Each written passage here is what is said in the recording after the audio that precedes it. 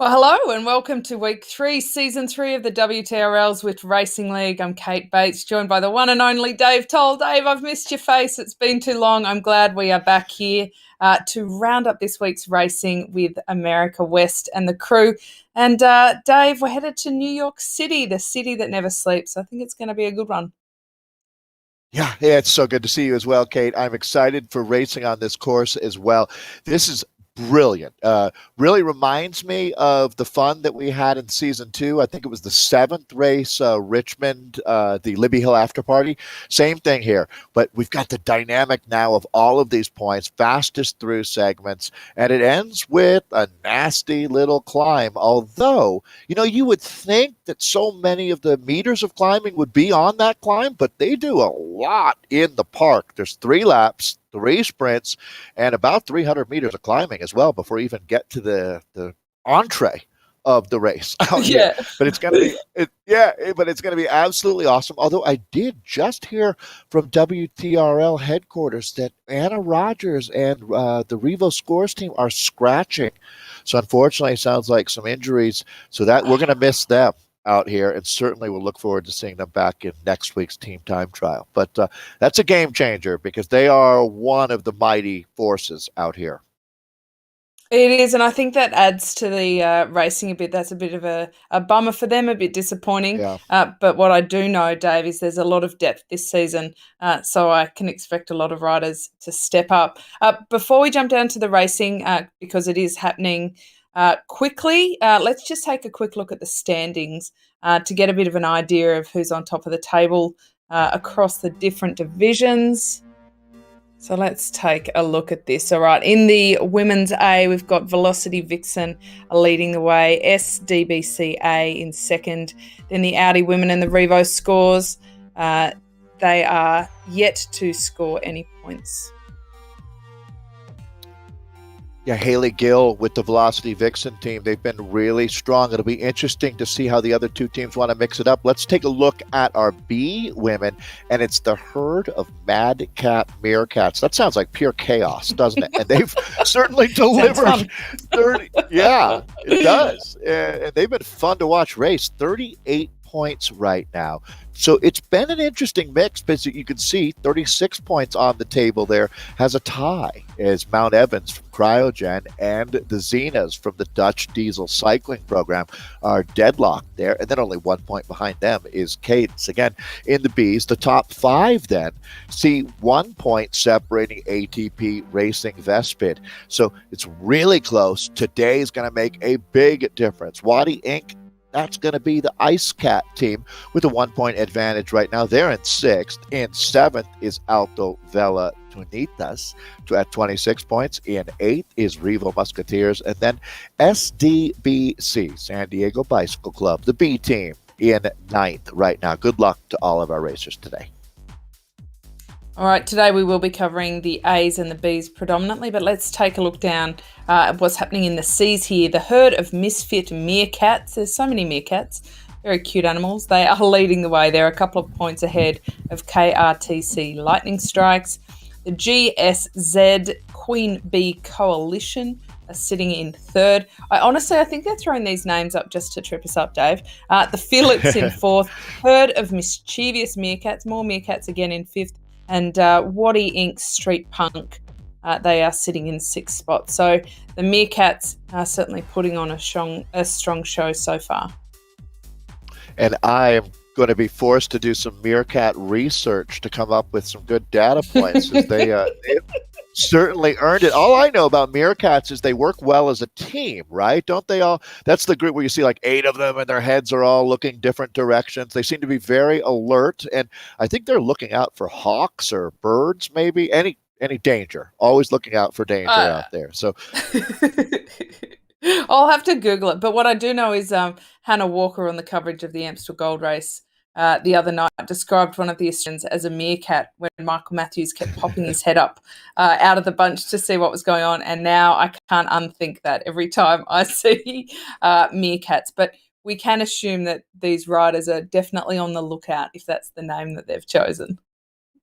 Right. So and that's a lot of the fun that we have too. As you see, Nathan described it perfectly the other day. Some of these teams have become brands, even, and I would say the Meerkats are a brand. I would buy a sweatshirt or a hat. As I love what they're Yes. all about. Yeah. So Yeah, merch it it's a out. small group. Totally. Yeah, yeah. Where's the merch? So we have a small field in the A's, but it's always a really competitive group, that's for sure. And I'm happy to see the Audi team is back in the mix again, and they're firing on all cylinders with 4 riders out here.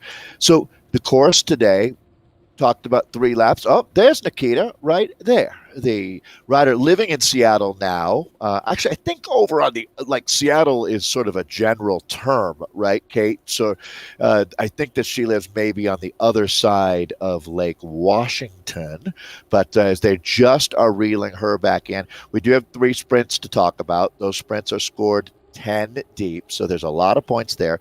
Fastest through segments, that's one of the game changers that we've had here in season 3. I guess really that's the big difference. It's been a while since we've had a chance to work together, Kate. Things have changed. There's a lot of points that didn't used to exist that are thrown out there for these Meerkats and company to be going for. Although there's no Meerkats in the A's, I should say. Yeah, you're right, Dave. They've kind of thrown some new elements in there to keep it interesting.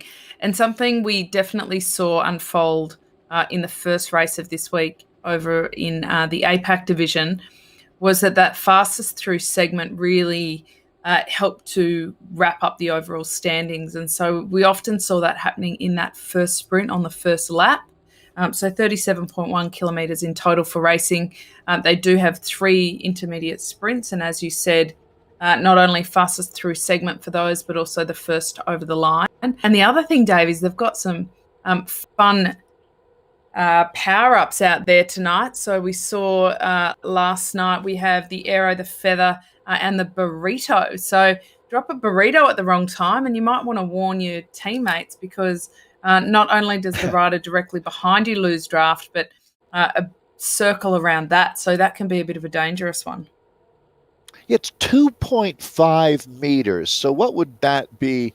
About 8 feet, almost 10 feet, really. That's that's a couple riders back, is probably the best way to put it if you're talking about draft. And that also, that could have an impact. We didn't use that in Premier, and I love the fact the steamroller last week, that was a game changer. Same thing with the burrito.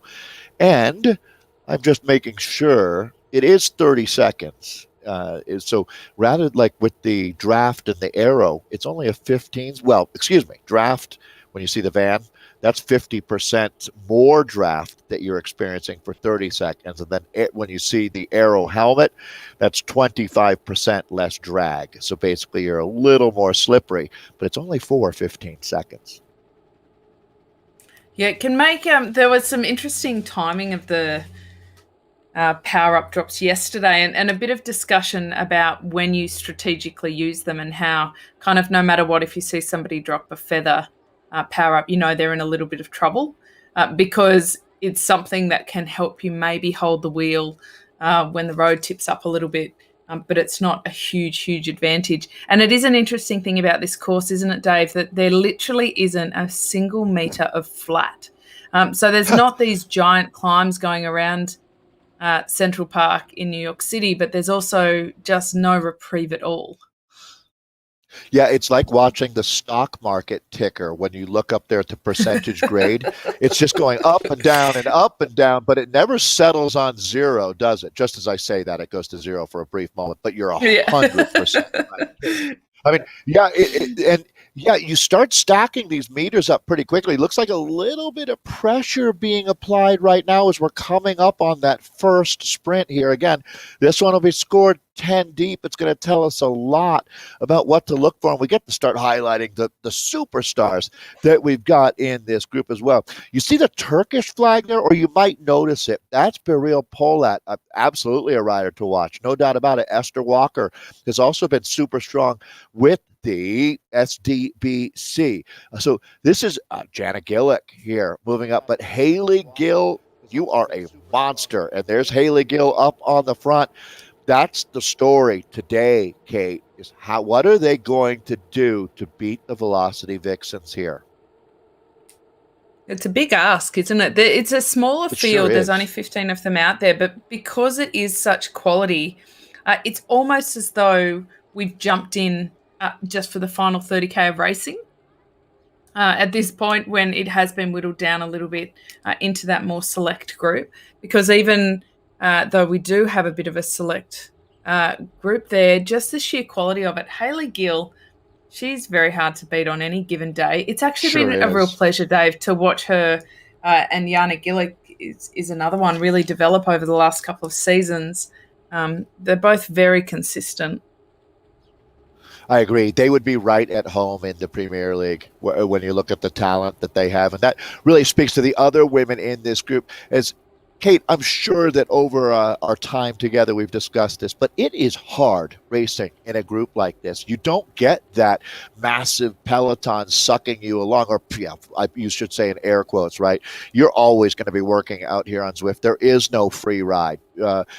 But these women here are really going to be putting out some big numbers to get through the 37 total K. And here we go. The sprint has begun, and it looks like Devois is hit out. Whitaker's going to try to cover this one. Again, 10 points for the first woman over the line. You're going to see that gantry coming up quickly, and it looks like Whitaker. Oh, she does it. She does it. Devois making it. Well, I'm going to have to go back and look at the API to see how this one scores. Kate, that was a nice sprint there.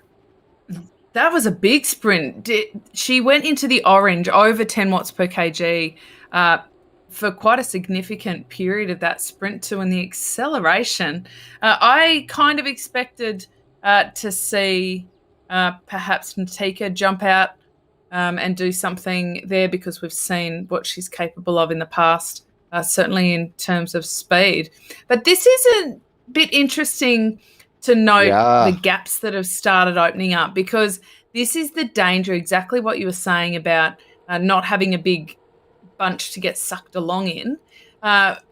When you put in that kind of effort, you are really vulnerable to then any We're movement of watching that pace, and right you now, don't have a Kate. lot of wheels to kind of catch back up on, do you? This is kind of hurting. It's watching riders get dagged off the back a little bit and have to chase for their lives.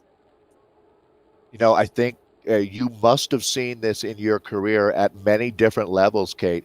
But when you have riders who have a lot of excitement and they're really trying to play a role, and let's say that you are designated to be sprinting for that first bonus, you go as hard as you can. And as you just said, there's no major draft to latch onto to recover. So it's also a false flat uphill sprint, and it continues uphill. So if you go too deep, they go right by you. Next thing you know, you're seconds off of the back and chasing. And I think that's exactly what we saw happen with Devoire. Did she rejoin the group? Because I think she might be chasing here. And she was up there. She's 15 seconds back after just being. We'll look at that sprint, but I think that she was second over the line. Yeah, that'll be a tough one. It'll be interesting to see the data on the fastest through segment, because with that kind of effort, even though she got pipped on the line, she may have actually gotten that. So let's take a look. She wasn't fastest through segment. That was Jess Whitaker, who was also first over the line. But Samantha Devois was in second over the line and also through the segment in timing. Hayley Gill and Jana Gillick, the usual suspects there, Dave, sitting in third and fourth. But with Devois now off the back, that changes what these points will look like in the coming laps. That's a tough one, because you do need to attack it quite aggressively, especially with regards to that fastest through segment, because look at the points. That extra 20 points is really worth making the effort for. But if it means that you will get dropped, then that is a little bit more trouble. So now we've jumped over to look at the Bs. There's a few more riders in this group, Dave, so a little bit of a different dynamic playing out here. But we've got some big names out here. We've got some very accomplished riders that it's almost strange to see a B in front of their name. Molly Van Houweling, there, she, of course, has been the world hour record holder, so she's someone you wouldn't necessarily want to race against If you had any fatigue in your legs, she's a very consistent rider. Did you race with her? She's I probably pretty didn't. I close watched to your from age, but afar. yeah, yeah, yeah, Yeah. out of California. Yeah, as you said, she held the world hour record a couple of times, and this was recently.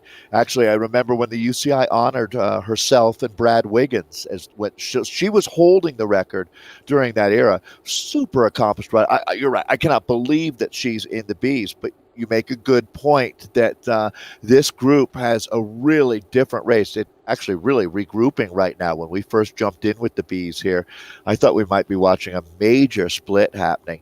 This is a fun group to race out of. I see the Revo team is here: Beverly Cheney, Christine Culver, Katie Slack. There's a lot of names, Paige one row, that we recognize in this group. Cryogen's got Grace Hunter and Morgan Aldridge. And this sounds like Yeah, an A field to me, doesn't it, Kate? yeah, I agree. And I mean, we've got Barbara Fazoli out there. We've got Alison Grinnell, of course. This very much rings like a group of uh, pretty seasoned and experienced racers. And it is interesting, isn't it, the different dynamic that plays out when you do have 46 in a bunch. Some power ups being dropped just before they get around to get a new one. So if we take a look at the standings there, the Madcap Meerkats are leading the way. Dutch Diesel Cycling Xena, that is the team of Molly Van Howling. Cryogen Mount Evans also on 36 points. And Cadence on 35, ATP Racing Vespid on 34. We've only had a couple of weeks. We're only in week 3, so we can't expect too many big points differentials.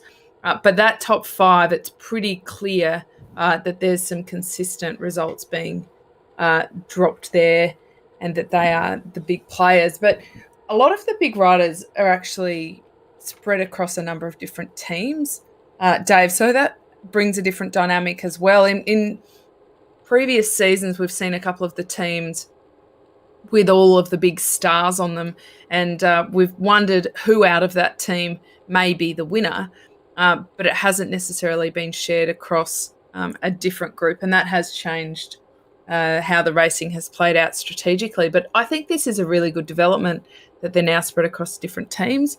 I think it'll lead to a little bit more aggressive racing. That's what we're seeing so far here. Edwards is giving it a bit of a crack. Andrea Edwards just pushing off the front there. She's got Hutter on a wheel. I'm not sure that this will necessarily stay away for too long, but it will put pressure on the rest of the bunch to keep that pace on. And they're going nearly 50 kilometres an hour. So they're certainly not waiting around. Yeah, one of the things that we've learned is that it's just so hard on this course to sustain a breakaway. It really seems like the best tactic here is to participate, try to pick up as many bonus points as you can. Same thing with fastest through segment.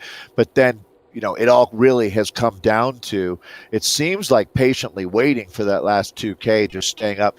And there won't be much of a group left. I'm going to imagine today in both our A and our B women's race that it'll be riders coming across the line one by one rather than any type of peloton. That'll get blown to bits out here. It really is just such a challenging circuit that they're racing on, as we're pretty deep into lap number 2. We've got a sprint coming up. I'm going to say about 4.5K from now, we'll be contesting again. And I would imagine that next sprint will put a few more riders in some real trouble here. So they need It's to just think relentless. about, yeah, it really is, especially with 3 sprints and then they go up that nasty KOM. And you did reference at the top of the show, Dave, the similarities to the Libby Hill finish in season 2, that after party. The difference here is that the climb is much longer. It goes for about 4 minutes versus a minute and a half. And so all of these, the matches that they're burning in these intermediate sprints will actually play quite a big role at the end. The course kind of opens itself up to split tactics where you have some riders who will just sit in and wait for that final climb, but others who will quite aggressively go for those intermediate sprints.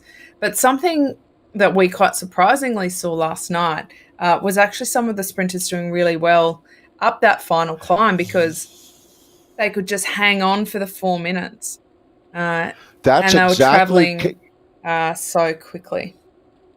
Yeah, Kate, that's exactly what I was saying based on the ride I saw from Grossman, Christina Grossman on the Riot team in the previous race, America's East, where she was sprinting so well. I was thinking that she finished about 30 seconds back when it was all put paid at the top of the forward KOM.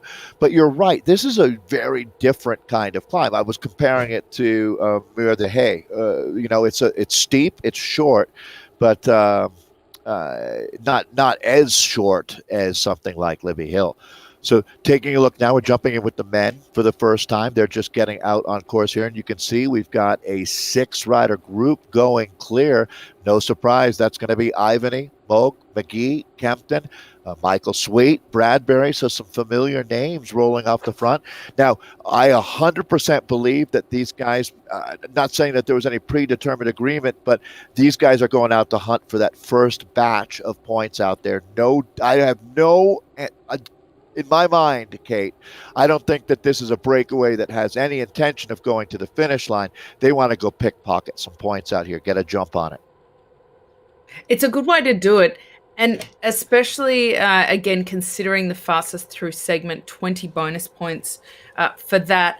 And regardless of tactics from any other teams, we've found time and time again that fastest through segment is happening in the first opportunity to sprint.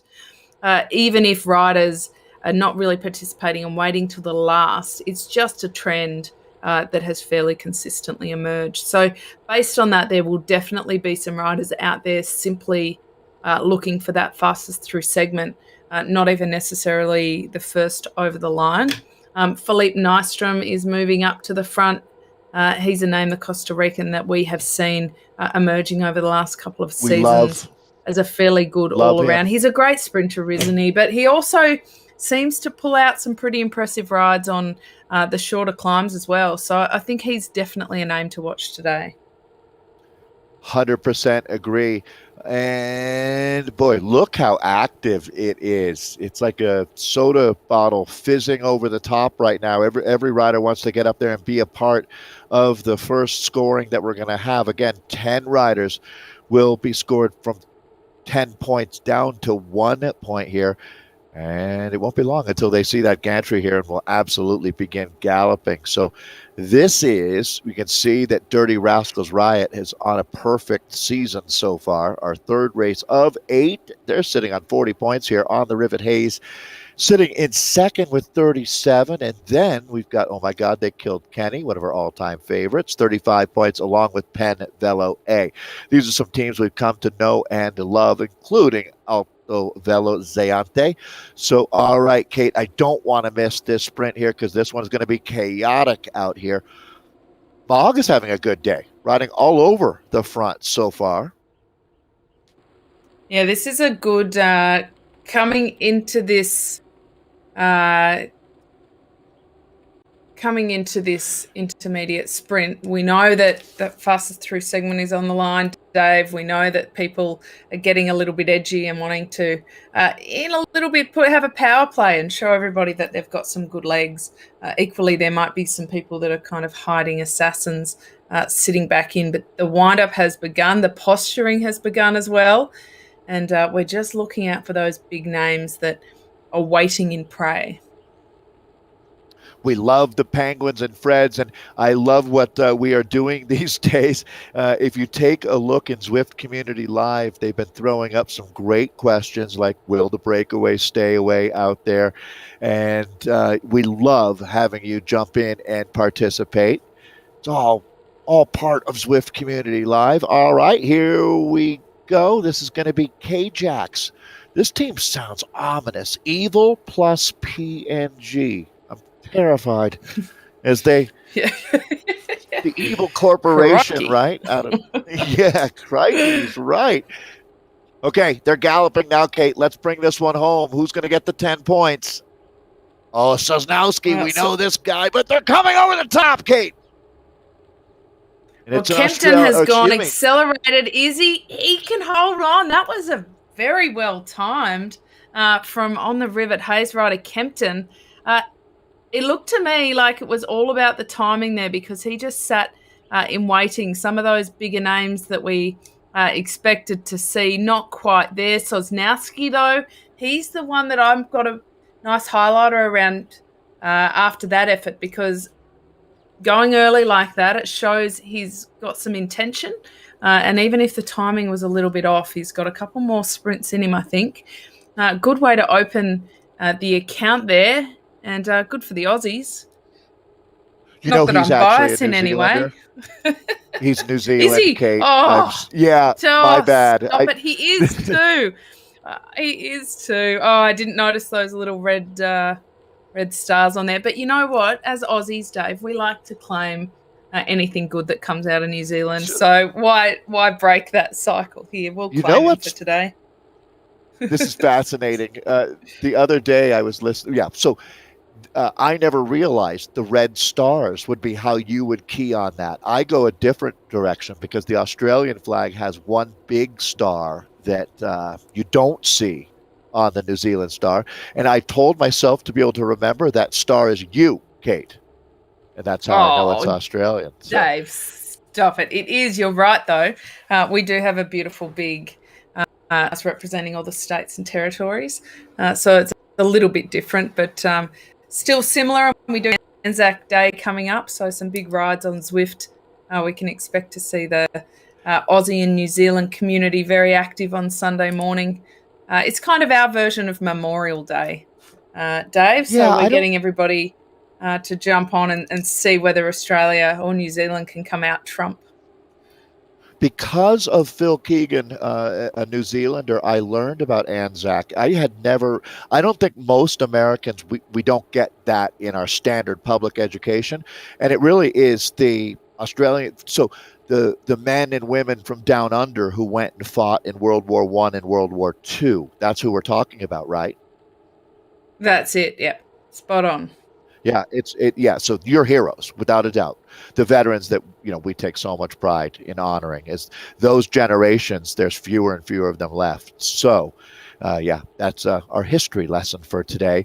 It's going to be almost 500 meters of climbing, which, if you think about it, you stack all that climbing up, it's half a kilometer above you where you finish out here today, except for it comes at you just body blow after body blow out here in New York. As we take a look now, we're in with the women's bees right now, and it looks like this might be the first moment where things have calmed down just a tiny bit, as riders sitting right around 3 watts per kilo, which I'm not going to say that's a comfortable place to be, but these are human beings, Kate, as you all know, who've become pretty comfortable being uncomfortable. Yeah, I love that saying. You pull it out quite often, the uncomfortable being comfortable and vice versa. There is a sweet spot where, yes, you're not at your limit and you're not pushing your FTP necessarily, but you're also not cruising along at a point that allows you to actively recover. And sometimes that actually makes your legs feel a little bit dead and a little bit heavy. But what we can definitely see is nobody in particular taking responsibility for the pace. I think the overall sentiment in this race is to keep on ticking over intermediate sprints, but whether the course has played into the strategy in terms of not wanting to overcook themselves and wanting to wait for those intermediate sprints, perhaps there's that.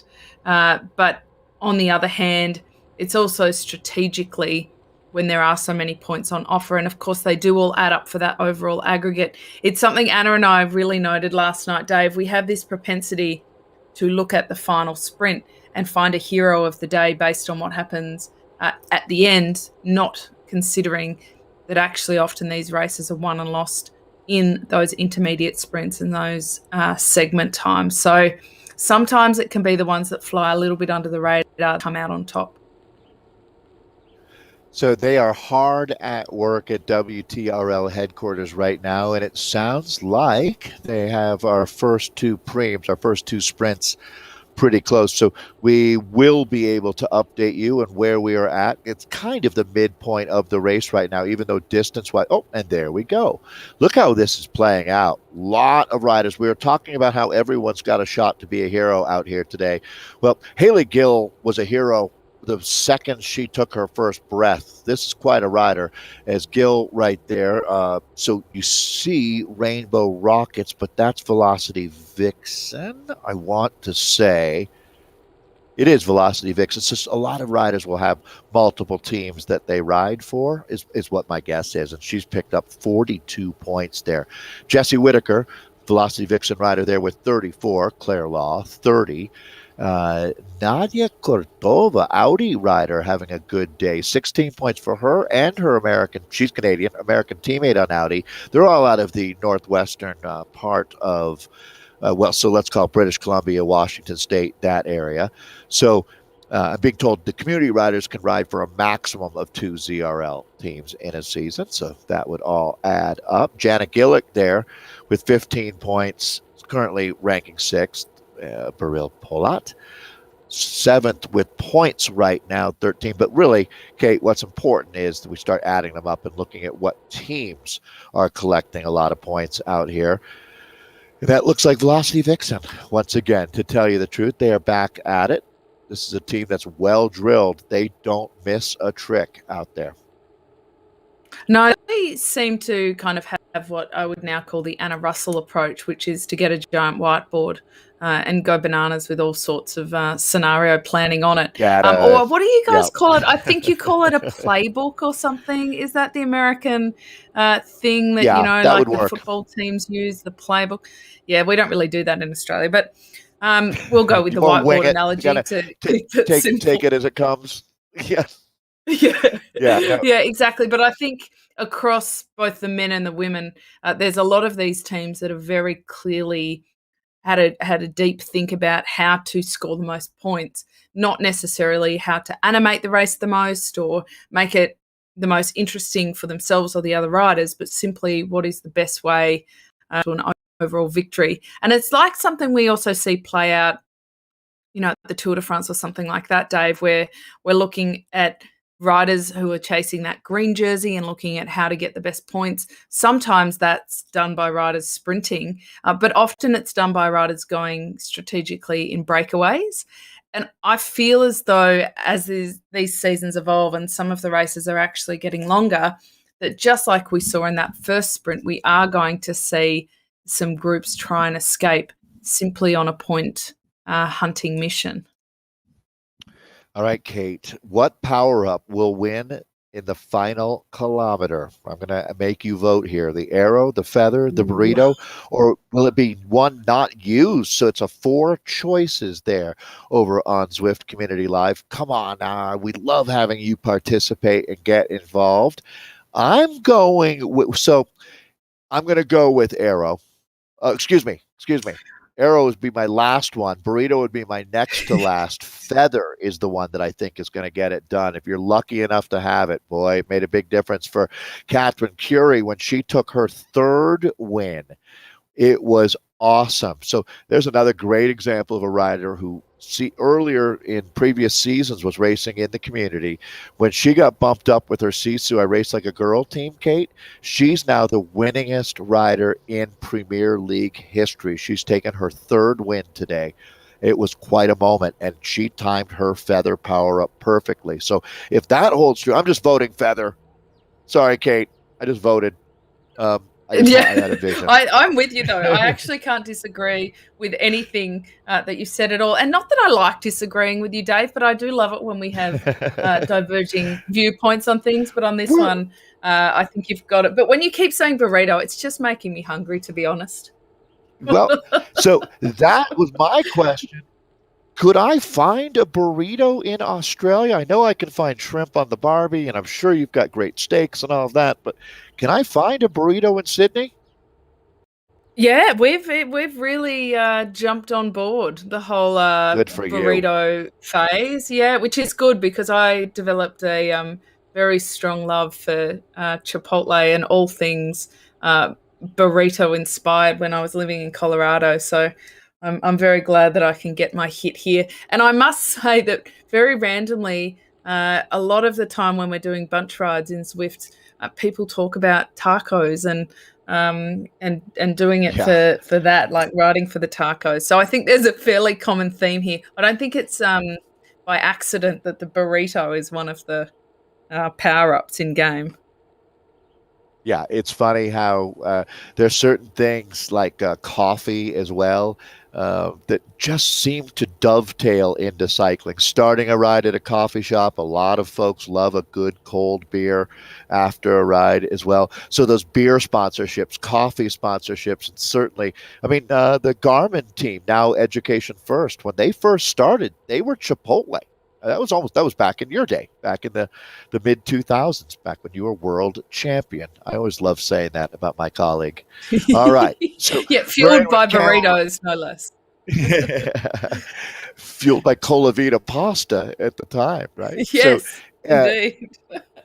yeah, so they're still doing well based on all of your marketing that you did. That stuck. So this is Cam O'Reilly, another one of our favorite riders, and certainly a danger man. Wouldn't you say? I would expect him to be involved in the finale today, Kate.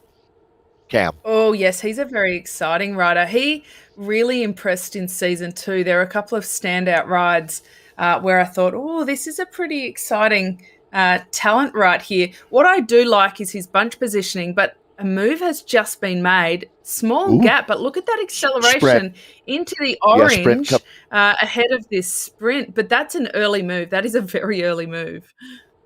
I think you get out in front of it. Now, you a lot of times you end up getting overhauled in.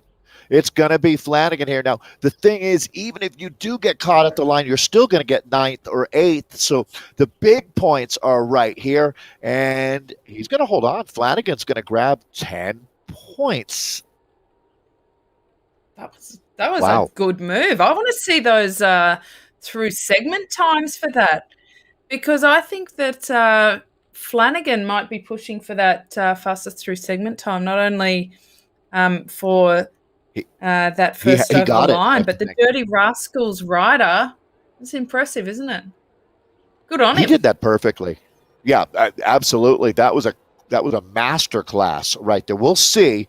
That data is being gathered right now. John Heinlein, the third here on the front. Oh my God, they killed Kenny as the team, and this is going to be a little bit of a moment now. I've talked about how exposed you are right after this. Did you notice how Flanagan has been one of the noteworthy riders coming out of this group. He's already got a win and has shown himself to be, just a massive talent. But you see how quickly he went back into the group after that effort? He blew himself up out there. Oh my God, they killed Kenny is on a rampage right now, Kate. They're in fuego here.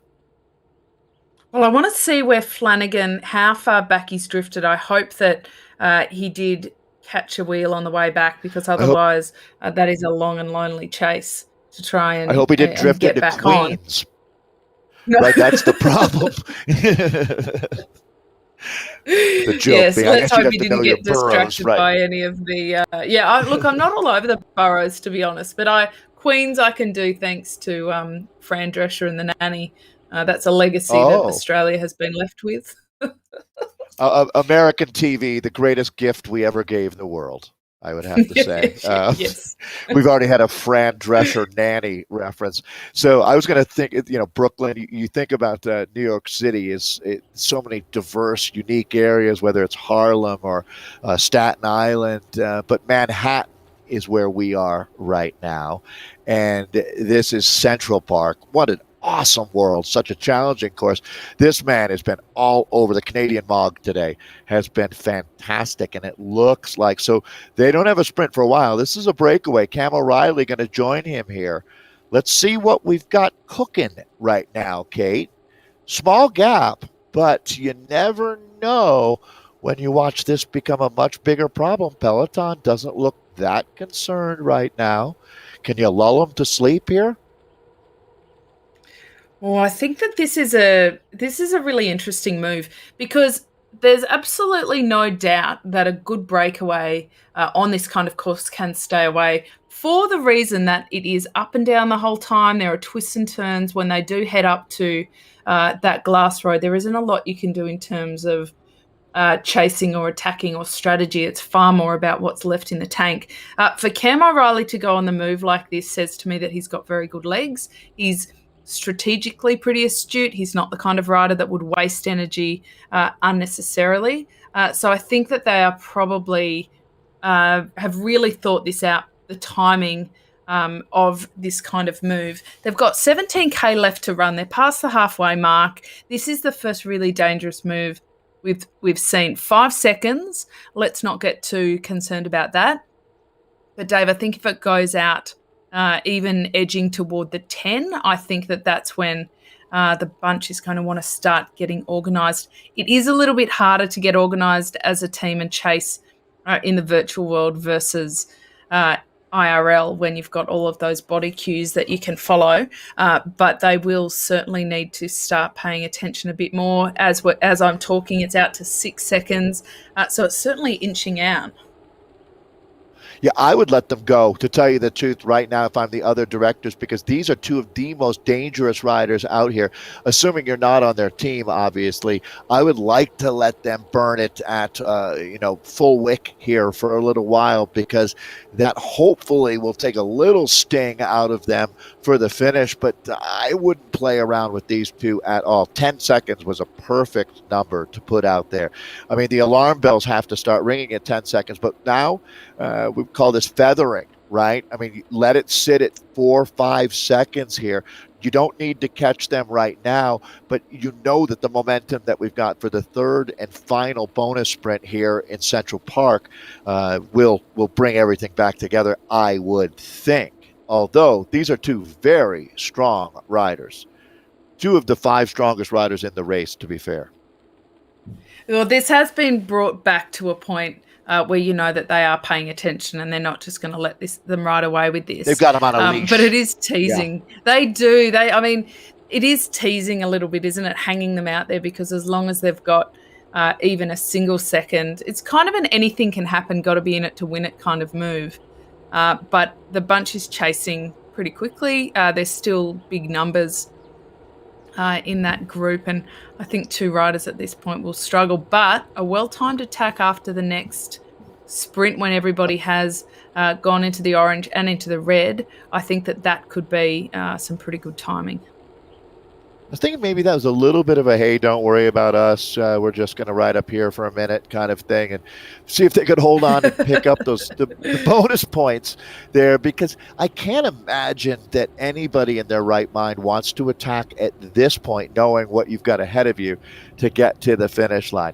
It gets incredibly steep. I mean, it's I think 17% grade for a bit, but it pitches up severely a couple of times. I mean, you can see right now they're on a 4% grade. It's a great course to be racing on. We're going to jump in with the women now. This is the A women that we're looking at, and pretty select group. As a matter of fact, this is less than 10. So Nikita, rider we were talking about earlier, the Thai rider racing out of Washington State on the Audi team, she ended up winning that last sprint, but now had to let go of this group after that effort as she picks up 10 points. But these riders soldier on now, Kate, and they're coming up on 30K, so they're about to leave the circuits. No more Cat's Paw Hill for them. They're actually going to go down Harlem Hill on their way to the glass tunnel that takes them on that route to the finish.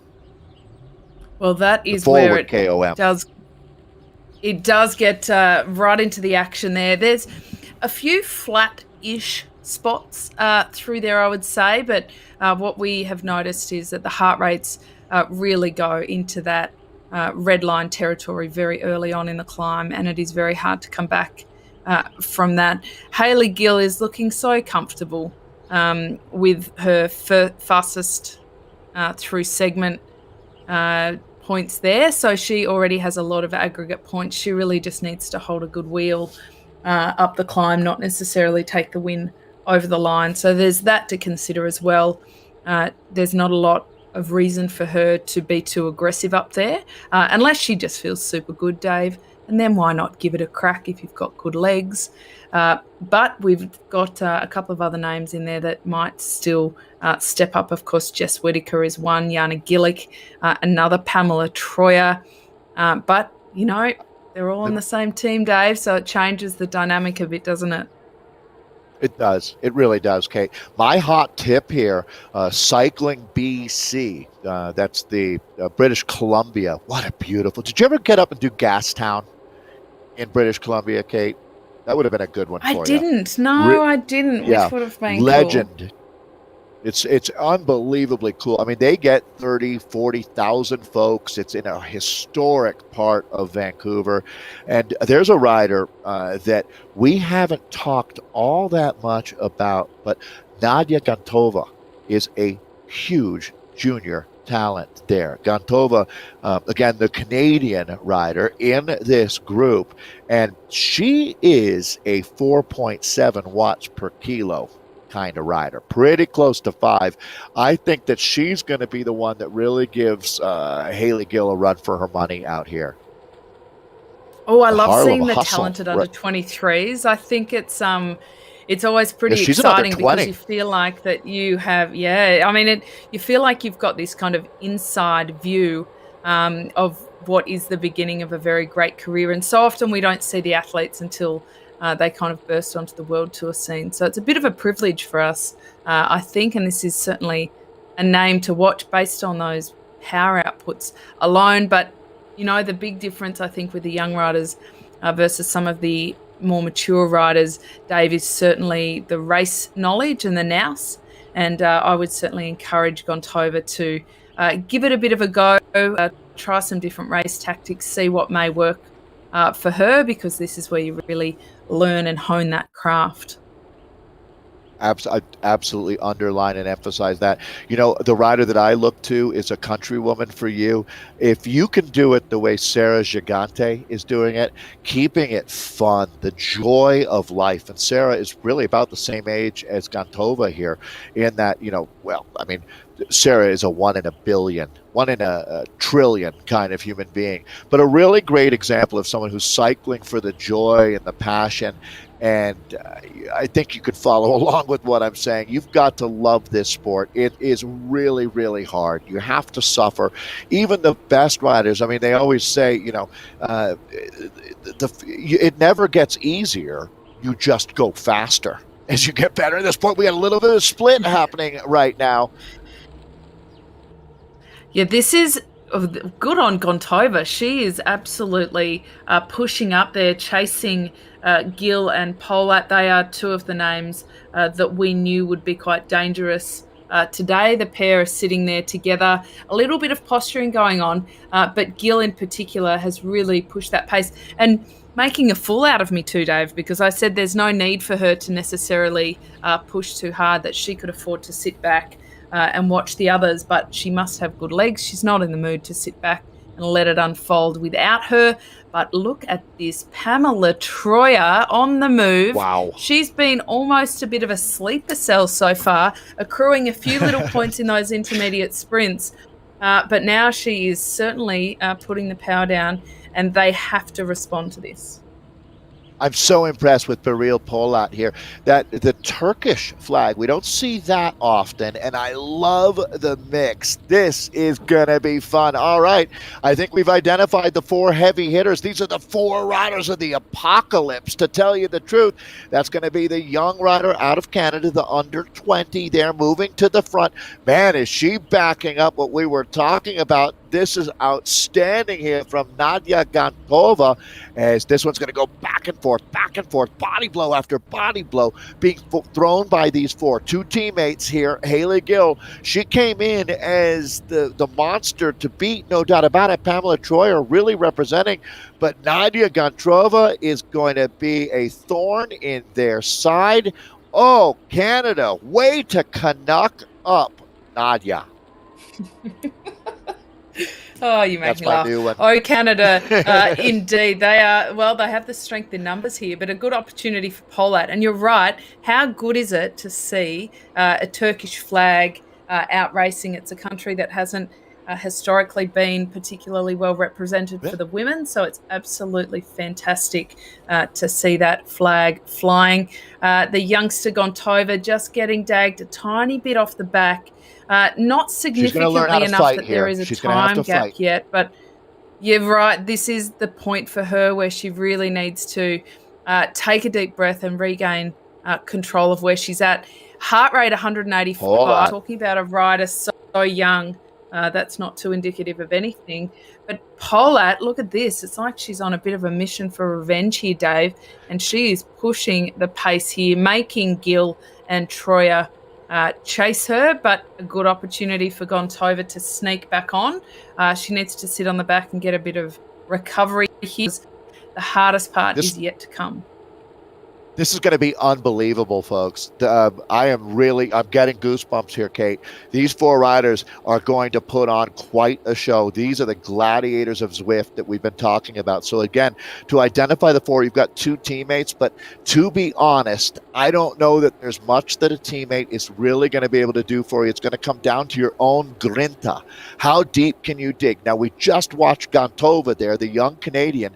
She showed me a lot, because if she'd let that gap grow to 10 meters as they went up and over the top, as Nathan has really taught me on Zwift, once that gap opens and they start descending, if you can't latch on right now, it's over. She was able to get up there and do it. Now, we watched earlier Polat, the Turkish rider here from the San Diego Bicycle Club. That's the white and red jersey. She put on a nice turn of power there, but everybody responded quite well. Hailey Gill is showing me why she really is a champion, and now Gontova goes. So this is just back and forth, the best of bike racing being put on by these 4 women. I mean, this is what it's all about. This is why I love this sport so much. You can completely lose yourself in the moment right here. I sound like Eminem, right? But you can. You can completely get into what is happening, and these ladies are burying themselves, Kate. Well, this is where the opportunity really arises, because they're not on the steep section yet. They do have up to 18% little kickers coming up. This very much to me feels like they're all just posturing a little bit, gesturing a little bit, taking a drink if they need a drink. This is the only opportunity that they will get. You're right in saying that team is not able to help too much, but maybe a tiny bit in terms of attacking over the top of anybody. But I have a feeling, Dave, that once that road really turns up in earnest, that all they will be doing is going what is often the fastest and the slowest that they possibly can. It is a bit about survival, a bit of a reprieve here, 5% negative, so a little bit of a chance to take the power off, and they have dropped under that 100 watts. Even if for a couple of seconds it does allow them to relax. So while they're just chilling out on this flatter section, we'll just go and take a quick look at the men's sprint, get a bit of a replay here. And Dave, what's happened in this one? So this is going to be the 3rd sprint that we're looking at for the men here. And let's see what we've got. This is going to be Chan, Penn Velo rider. He attacked with authority. Again, this is a replay, happened just a moment ago back on course, and it looks like the Penn Velo rider went and just dimmed the power grid so completely that all of the East Coast went black, but then it came back on. And there he is. Look at the surge coming now as we take a look at this. Is going to be Flanagan, who's on an incredible day, and Flanagan says, you can turn the lights out, you can pour water on me, you can light me on fire, I'm still going to win the sprint. Gee, Flanagan, hasn't he been consistent? He will hurt a bit, I think, when they turn onto the glass road, but it doesn't matter because he has accrued quite enough points to get him well ranked in the overall there. So very good day for him. But, you know, if they don't go up there too fast, Dave, then we may just see. Now, let's take a look at this overall. Now, see, this is something that we did not appreciate based on what we've seen. John Heinlein, the 3rd OMG, he is the fastest through segment, even though he hasn't accrued all of those points for the first across the line, and he's sitting 7 points clear at the moment on 37 points. This is what we were talking about before, where sometimes the riders that are crossing the line first aren't actually the stars of the show. So a very interesting one. Heinlein's sitting quite comfortably mid-pack. So far, he's got a gold star against his name for the best strategic ride, but I think a lot can come undone once they do hit that glass road. So now is the time for them to find a good wheel. You don't want to get on a wheel that will end up getting you dropped out the back. So this is a pretty important part of the race, even if some of the riders think that it might be a nice chance for recovery. Dave, this is where the race really begins. This is where you really want to know your competitors too when you talk about being on that wheel. It's also worth noting, you're right, when you look at John Heinlein the third there, you surf through the group to get that fastest segment time. Well, speaking of fastest through segments and fastest across the line, that's going to be coming up for everyone as well. As a matter of fact, the women are probably in the middle of that. These guys have that to look forward to. So there's a lot of points still up the course for these guys, but Flanagan gets a gold star, a super performance, and they're putting the pressure on right now. As a matter of fact, they're putting their foot on the throat of this bike race right now on the front. Look how many riders are in trouble as they hit the glass tunnel here. It is on like Donkey Kong from here on in, Kate. So, all right, we're going in with the Canadian Mog on the front. Look at the gap that he's opening up. It's close to 5 seconds here. They have to take this seriously, Kate Bates. Well, Peter Mogg, he's the one that ducked off the front with Cam O'Reilly before. So he's clearly got good legs. He's clearly pretty motivated to take the bull by the proverbial horns and attack this race.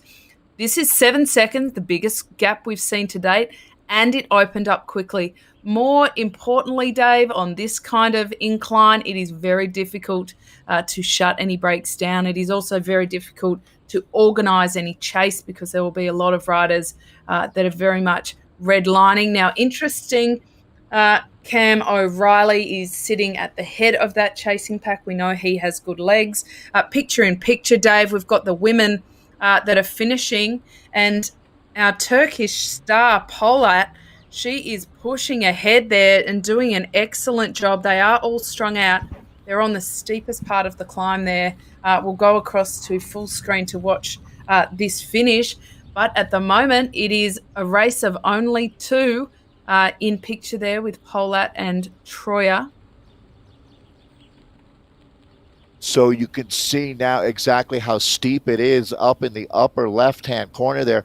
It's coming down a little bit as far as the percentage grade. It looks like this is it. We're going to, using that horn analogy, lock horns out here. So this is your leader, however, as she's gone off the front, and it is a 7-second advantage over Haley Gill. We're going to go back and try to look and see if we can find a replay. But Nadia Gantova has lived up to all of the pre-race hype. She's now into 1K to go. Can she pull off there it is. She's going to do it, Kate. The young Canadian has stood and delivered here today in New York City. So the New York City KOM after party is all about Team Audi and Nadia Gantova. Now remembering that it's a team game out here, and Velocity Vixen should be in pretty good shape in that, but that was a big win for Nadia here today. Wow, what a ride from the youngster. This is really, I think, a coming of age for her. She is so young, so talented, and what a ride. To beat Haley Gill across the line is no small feat. These are riders that are more than capable of stepping up to some pretty big heights, given what we've seen with the riders like Gigante and Eve Bradbury that you've mentioned earlier. Pamela Troyer coming across in third. Polat representing beautifully for Turkey coming across in fourth. That was a pretty hotly contested race in the end. The 4 of them, they were on a mission from the bottom of this glass road to force that break. But what a story from Gontova, Dave, who was getting dropped early on. You said this was the time for her to dig deep and test her character. And she did a little bit more than that. She jumped ahead. And what a great story and a great ride from her. You know what I love, too, for the younger riders is she just redefined herself to herself, I would think, right? I mean, those are the moments there where you either give up or you decide to fight through it. And when you decide, I mean, like so many things in life, right? When you don't give up, that's the moment that everything changes. And I'd be awfully proud of her today. That was exceptional to watch. Now, We just had the B women finish, so we'll revisit that. It's a three-ring circus right now, and there's someone in the parking lot starting a fire. So there's so much going on all over the place right now, Kate. But this is your front group, Vanguard for the men. We can take a look. It's a decent sized group, to tell you the truth. This is about what we saw in the Premier League going to the line earlier today. Yeah, now this is interesting that Mog got reeled back in. He will struggle to hang on. O'Reilly is the interesting one I'm looking at because he's been up there all day. Mog is back comfortably in that group, which is good too, because that was a bit of a tough group to be absorbed into. We look at this climb and you think because of those steep slopes that it will come down to a very reduced group, but actually we saw it in APAC. We saw a bit of a bunch sprint of sorts up that climb. This is still a really big group to be coming into the finish. And really, now that they have this downhill kind of, can we call it an easy section? I don't know. There's a lot of burning legs and lungs going on. But because of this, it does allow some riders to get a bit of recovery and kind of ready themselves for those very steep slopes toward the back end. I'm wondering, is Stephen Wu the man for today? Do we hear it? The crowd's not booing. They're screaming, woo. And I wouldn't be surprised. Wasn't Stephen the guy they're that not booing, they're wooing. Yes. No, you think you're hearing a boo. It's woo. And it will be interesting to see if he can be a part of the conversation. I've got him in this group, although I'm looking right now to try to find him. There we go. There's our first attack. And it looks like we have got ourselves a Donnybrook going on right now.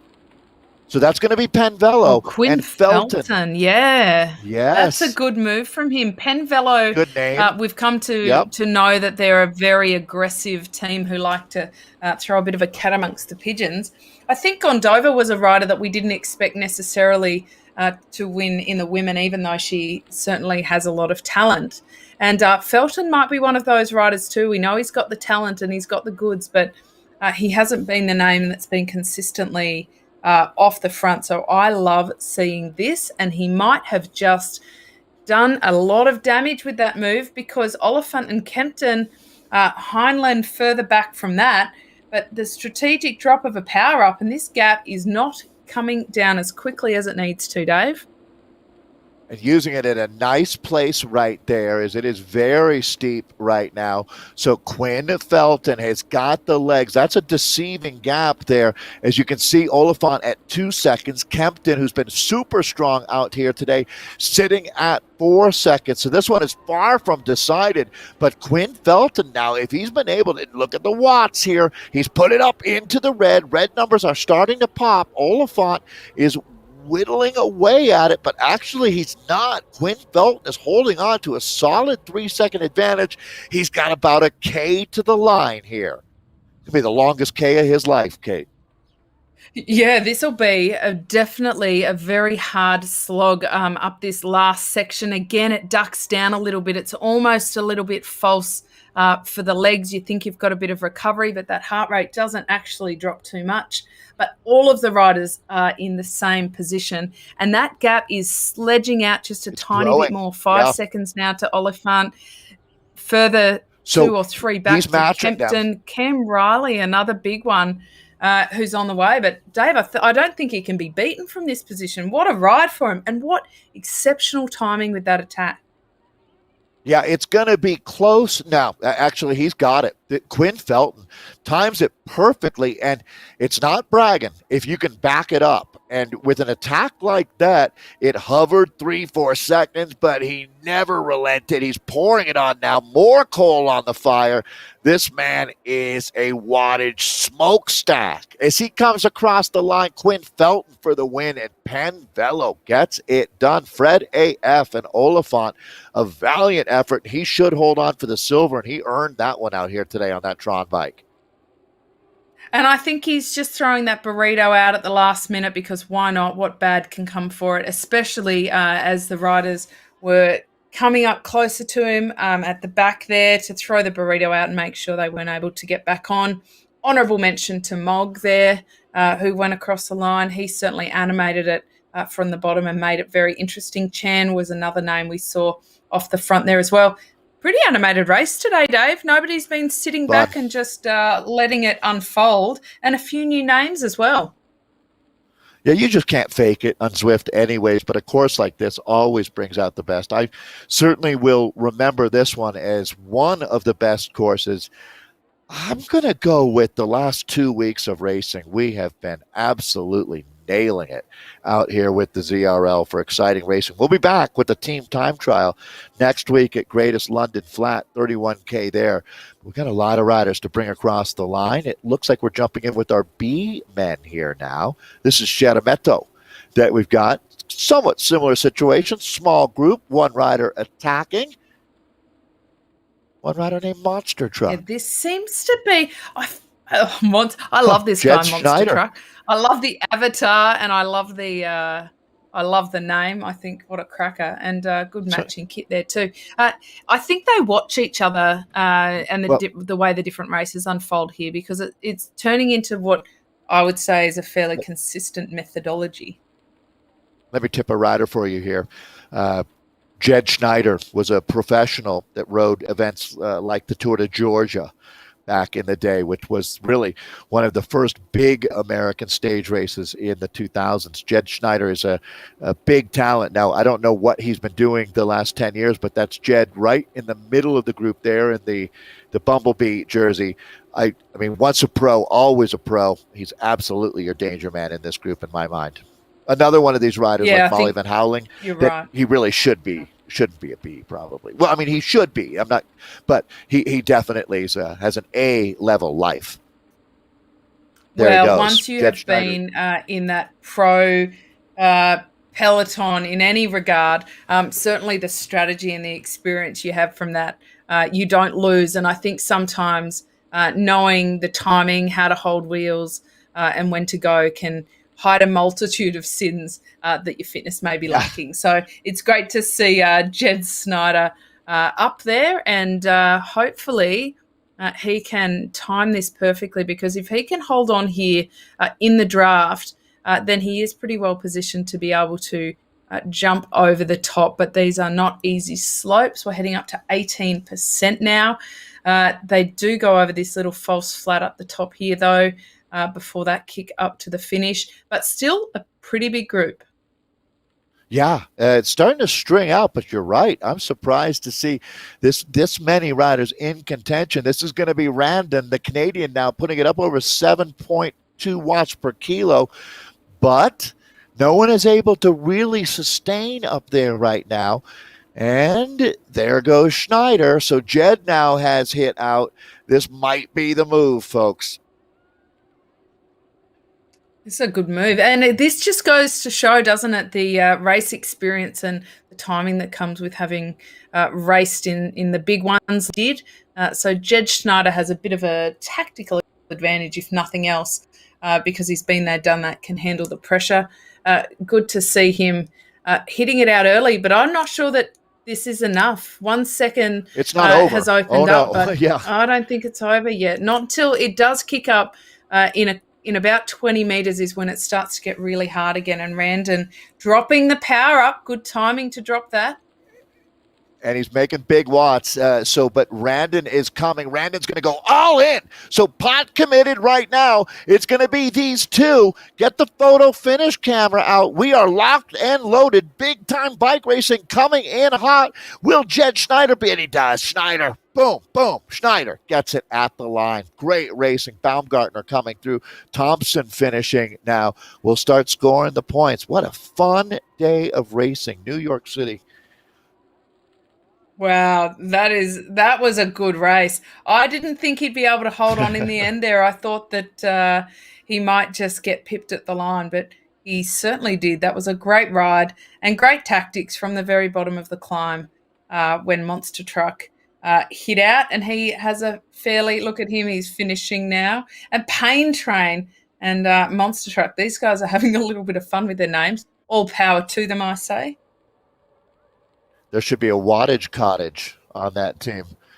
Well, yeah, you know what? I am willing to license wattage cottage for them to use if they would like. I'm a pretty Is that generous guy. your avatar name, Dave? If I'm out riding on Zwift and I see a Sure. cottage cruise past, is it you? Well, you heard when I had the cease and desist from Nintendo over the it's on like Donkey Kong thing. So we've had our ups and downs with Yeah. these names and where they originated, but it's all in good fun. That's for sure. So Jed Schneider rode for a team called Jittery Joe's, which was a coffee shop based in Athens, Georgia. If you know the band REM, which I think most people would, pretty well-known band. Yeah. They played at a place that was just a block away from where that Jittery Joe's coffee shop was in Athens, Georgia, which is the same place as the Athens Twilight Criterium, which is one of the biggest bike races that happens in America every single year. And I know they're excited to be back. So a lot going on there. But one thing I know is it was good to be back with you, Kate. It had been way too long. And you know what? I think somehow somebody was looking down on us and said, make sure that Kate and Dave have an awesome race to call, because that was incredible. Yes. The A women, the B women, the A men, the B men, and I'm sure the C's that we didn't get to see. And let me quickly explain too that there is only so much that you can cover. We would love to cover the C's, and I'm sure we will at some point. But if you try to cover every single race, you do a terrible job with everyone. So Nathan just did a masterful job with producing there, being able to go back and look at some replays from sprints, seeing all of the finishes that we possibly could. So just know that we appreciate that everybody wants to see their race, and we do too. But you know what I mean by if you try to please everybody, you please no one. So we're trying to find just the right place there. And I think today we did. Yeah, I think you are spot on, and big kudos to the production team in the background who are able to do that. We'll get the results up when they roll in. It is always good to be able to dissect it a little bit. So let's take a look here at the Division 1. I like these beautiful new boards too. They look very schmick. Nadia Gontova, the youngster, she stepped up and broke that barrier to winning. Very proud to have been able to watch that. She took the win in the end, 13 and a half seconds ahead of Hayley Gill. Pamela Troyer coming in third. Pretty dominant ride from the Velocity Vixen ladies. Polat, great to see her pushing for that as well. The four of them finishing fairly closely together. We've got Hayes back in fifth, Walker in sixth, Det Skoltern in seventh. We've got Douglas in eighth, Jana Gillick sitting there in ninth, Jess Whitaker rounding out that top 10. Altogether a very strong showing from the Velocity Vixen women. But big kudos to Gontova, Dave, name for the future. Yeah, way to go, Nadia. You certainly impressed both of us here in the comms today. So that's the A women. Let's take a look at the B's now. And it's going to be A. Edwards of the herd of Madcap Meerkats taking the win, the gold medal that goes with it. Ossebrink from Cadence taking the silver, and Young Nickel from Alto Velo Tunitas taking the bronze. Molly Van Houweling, good job, Molly. Dutch Diesel Cycling Xena team for fourth. Heinz ATP Racing Vespid in fifth. It's Hutter of Cryogen Mount Evans in sixth. Smith of Dutch Diesel Cycling Xena in seventh. Aldridge from Cryogen Mount Evans in eighth. Mitchell Prey, Dutch Diesel Cycling Xena. So they got three in the top 10 in ninth. Lorimer, Cryogen Mount Evans, their third rider, up in the top 10. Again, that's our B women. Very competitive race. Really fun to watch today. Thanks, ladies. The top 10 within around the 30 seconds. That is a very tight race on this kind of course. Let's take a look here at the next division. We've got Barr leading the way for the herd of misfit meerkats. I do love these meerkats. Anderson in second, 11 and a half seconds back for the Queen Bee Coalition. Hilgeford sitting in third. Lyons coming in fourth for the Feelits. Her teammate Whitehead 8 seconds back there in fifth. We've got Breck and Rolls coming in for KRTC Lightning Strikes just after that. Let's get that back on. One of those little techno glitches. That's what it feels like about midway through stage 5 of the Tour of Watopia, Dave, when they're expecting the women's race to ride up Alpe d'Huez. That's exactly what my legs feel like. They blink and go out for some time. We've got Varley there in 8th, Mosden in 9th, and Haga rounding out that top 10. I'm impressed you can make it that far, to tell you the truth. So that's our women out there. Thanks to all the ladies. We'll see you back next week for our team time trial in London as we'll move into week 4. Let's get the guys up on the table here. We can roll through here, and you can see that the mighty, mighty Quinn getting it done. Quinn Penvelo, great ride, lot of courage. They say that fortune favors the brave. Quinn, you proved that today. Oliphant for Fred AF. I love that name. Fred AF rider taking the silver medal. Kempton, who was a big player out there today for On the Rivet Hayes, taking the bronze. It's going to be Lawrence for Dirty Rascals Riot, 4th. O'Reilly gets up there in 5th for Alto Velar Zeante. It's Boucher, Dirty Rascals Riot in 6th. Schaefer on the Rivet Hayes in 7th. Van der Veen of Dirty Rascals Riot in 8th. Ivany, Fred AF in 9th. And then he was a big part of the storyline today. John Heinlein III of Oh My God, They Killed Kenny, taking 10th in the A's. And what a great race that was too. And we will take an honorary Aussie in Kempton there, the Kiwi. Let's look at the Bs here. And Schneider, what a good win from him. Dr. Wilbar rider, the ex-pro. He certainly still hasn't lost the magic and knowing how to race. He took the win a couple of seconds ahead of Mellingtallow, quite close in the end there from the KRT Big Timbers. Baumgardner sitting in 3rd. Thompson coming in for 4th. Miller on the Rivet. I'm guessing that's how it's said. I tried to put on a bit of a Canadian accent there, Dave. I'm not sure how well I did. It was close. He was in 5th. Scarborough in 6th. Nyberg coming in 7th. Smuggler, I like that, in 8th. We have things in Australia called budgie smugglers, Dave. If you don't know what they are, Google it, and we can dissect that next week. Sherametto coming in 9th, and Kirkpatrick coming in 10th. So I see that Jed Schneider is now a senior back-end engineer. I was just looking at his LinkedIn, wondering what he was up to today. So former racer is doing quite well out there. Good to see you, Jed. I think we're still waiting for the C results to come across the board here. It was fun. So we'll push you over to WTRL.racing, where you can find all of those results, and always a great resource to go to. Hey, if you get excited, want to get your team together, we would love to have you for season 4. They haven't started talking about when that'll be, but it's I would imagine things will pick up again soon enough as we're moving into the midpoint of season 3. So Kate, again, I'll throw it back to you. Super fun to be back with you and calling some great racing. It has been great being back. Thank you so much to all of our athletes who put on an incredible show for us today. And Dave, I've got a couple of funny clangers that you threw out there today. I've got them written down just to make sure I don't forget any of them. So I'm keeping you on record. You can bear that in mind for next time.